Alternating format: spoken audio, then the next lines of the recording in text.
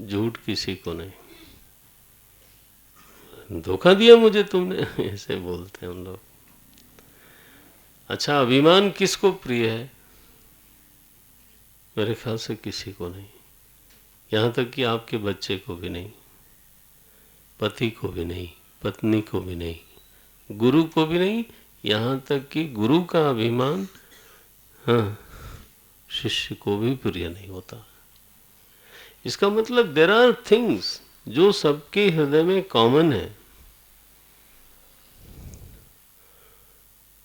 तो एक अंतः सुख है जो सभी के हृदय में कॉमन है, उसका किसी से विरोध नहीं।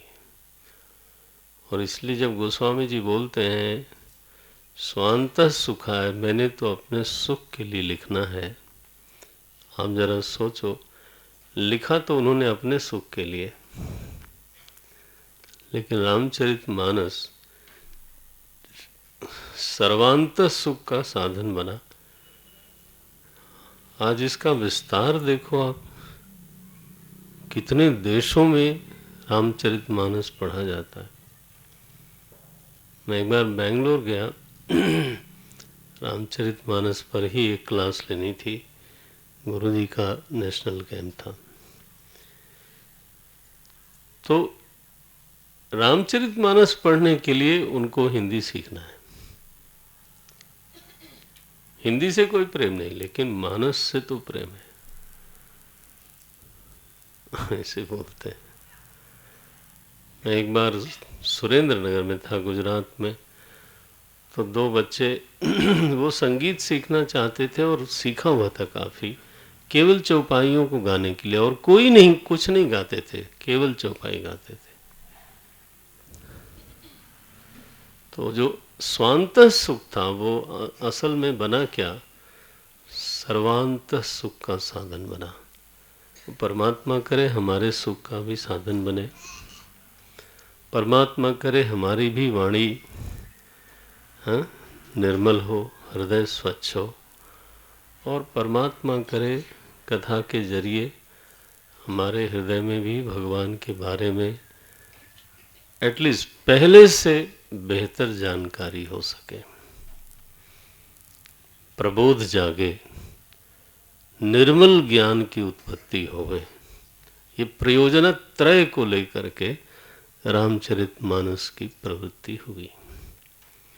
हृदय की निर्मलता, ज्ञान की शुद्धता, और अंत में भीतर के आनंद का प्राकट्य। इस तरह से तीनों बातों को मन में रख के गोस्वामी जी रामचरितमानस लिखने बैठते हैं। सोर्स क्या है, कहाँ से लिखा उन्होंने? बोले मेरे मन से आया। That is not acceptable. वो आजकल के कवि लोग बोलते हैं मेरे भीतर स्फुरना ही है। नो सर, आपके भीतर वाली आपके भीतर रहने दो। लेकिन अगर आप कोई धर्म और दर्शन पर बात कर रहे हो, है ना, तब फिर उसका सोर्स तो वेद पुराण होना चाहिए,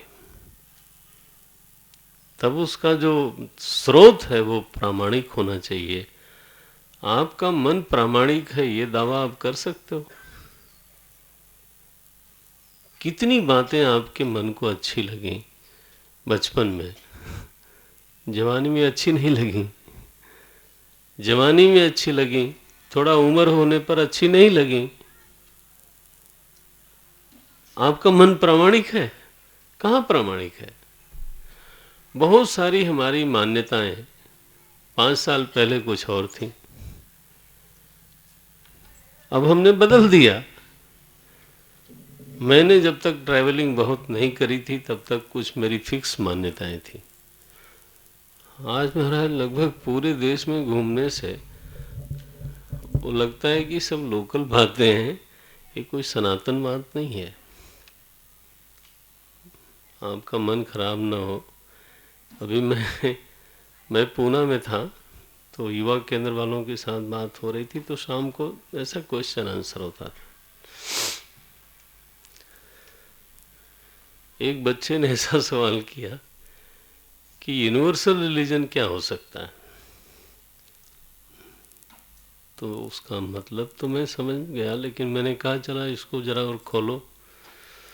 बोले नहीं स्वामी जी, दिक्कत ये है कि एक धर्म में एक आहार धर्म सम्मत है, दूसरे धर्म में वही आहार धर्म विरुद्ध है।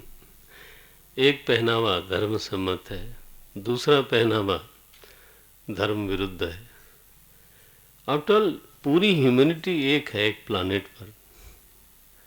सारे मनुष्यों के लिए ईश्वर तो हिंदू मुसलमान क्रिश्चियन पारसी नहीं होता, ईश्वर के लिए सभी मनुष्य मनुष्य हैं। तो ईश्वर ने सारे मनुष्यों के लिए एक धर्म क्या बनाया होगा? शादी ऐसी ही होनी चाहिए। हाँ, तो उड़ीसा में अलग ढंग से शादी होती है, यूपी में अलग ढंग से होगी, महाराष्ट्र में तीसरे ढंग से होगी, तमिलनाडु में चौथे ढंग से होगी। तो सही कौन सा है? सही पता नहीं कौन सा सही। क्रिश्चियन में अलग होगी, मुस्लिम्स में अलग होगी। What is exactly universal religion? तो इंटरेस्टिंग क्वेश्चन किया उन्होंने। खैर मैंने बहुत विस्तार तो यहाँ नहीं बोलता, मैं एक उत्तर मैंने दिया। सारे मनुष्य के लिए जो एक धर्म पक्का है वो ये है, are you interested to listen? वो ये है कि जो चीज़ आपको दुखी करती है वो आप दूसरे के साथ मत करो, और जिस चीज़ से आपको खुशी होती है, सुख होता है, वो आप हो सके तो दूसरे के साथ करो। आत्मोपम्येन सर्वत्र, the basic religion is this. छठे अध्याय का ये। सुखम वा यदि वा दुखम। अब आप देखो, आपको विनम्रता अच्छी लगती है तो आप दूसरों के साथ विनम्रता से बात करो। आपको सम्मान अच्छा लगता है तो मेरा कौन सा खर्चा होता है, मैं दूसरे को सम्मान दूंगा? ना ना, सम्मान देना तो बहुत बड़ी बात हो जाए। यही दिक्कत है, देने में दरिद्र हैं, चाहिए सबको। प्रेम अच्छा लगता है, प्रेम देने में महादरिद्र। देखो, और जरूरत पड़े तो सेवा हमको अच्छी लगती है तो हैव आई सर्व्ड एनीवन? यही तो धर्म है, मैंने बेसिक रिलीजन। ये कोई लोकल नहीं है, एक क्रिश्चियन करे और हिंदू न करे, हिंदू करे और मुसलमान न करे, और यूरोप में हो और इंडिया में ना हो, ऐसा नहीं है। श्रूयताम धर्म सर्वस्वम श्रुत्वा चैनम अवधार्यताम आत्मनः प्रतिकूलानि परेशान न समाचरित। जो आपको प्रतिकूल लगता है दूसरे के साथ मत करो, दिस इज बेसिक। लेकिन इसमें अधूरा रह गया, केवल प्रतिकूल की बात कही। गीता जी में सुखम वा यदि वा दुखम, यद वा दुखम, सुख और दुख में अपने को उपमा बनाओ। आत्मा उपम्येन, आप स्वयं उपमा हो। जांच करो कि क्या चीज आपको सुख देती है, वो दूसरे को देना है। क्या चीज आपको दुख देती है, वो दूसरे को नहीं देना है।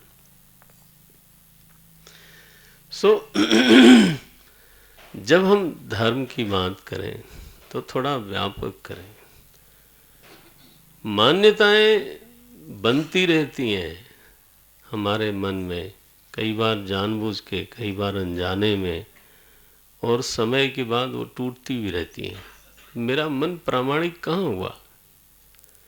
मैं कहूँ मेरे मन में से रामायण निकलेगा, अरे no no sir, you have change your mind 100 time.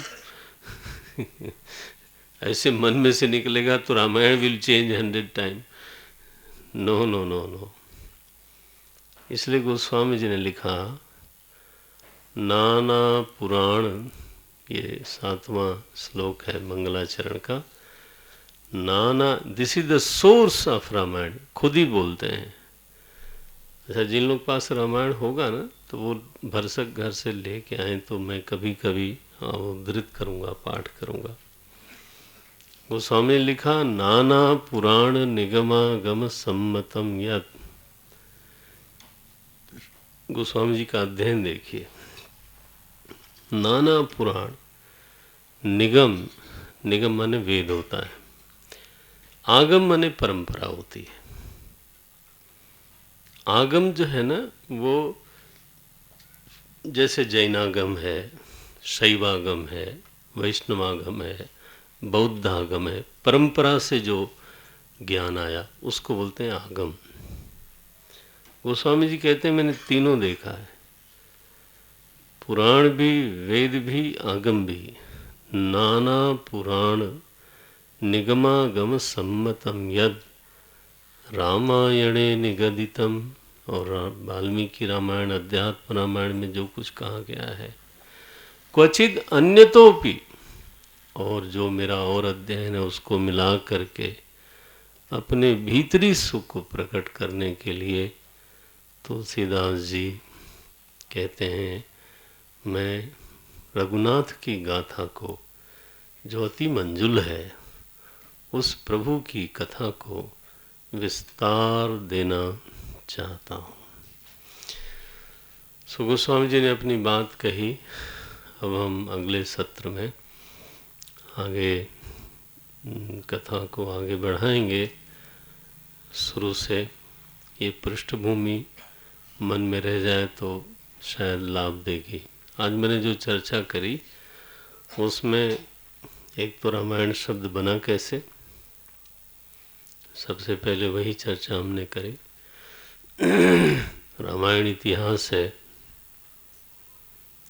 Mythology शब्द नहीं है, ये कृपा करके ध्यान में रखिएगा। और वो जिम्मेदारी कोई जर्मन और यूरोपियन नहीं निभाएगा, वो हमें ही निभाना है, हमारी चीज़ है, हमें ही इसके लिए प्रतिरोध भी करना पड़ेगा। तीसरा विषय मैंने लिया था रामायण का प्रयोजन कहाँ क्या है, और अंत में मैंने चर्चा करी अभी कि रामायण का स्रोत क्या है, किन ग्रंथों से गोस्वामी जी ने मदद लेके ये रामचरितमानस लिखी है। यहाँ मैं वाणी को विराम देता हूँ, कथा को विराम देता हूँ।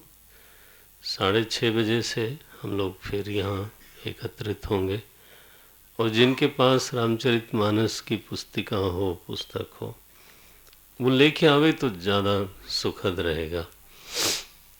धन्यवाद आपके अटेंशन के लिए।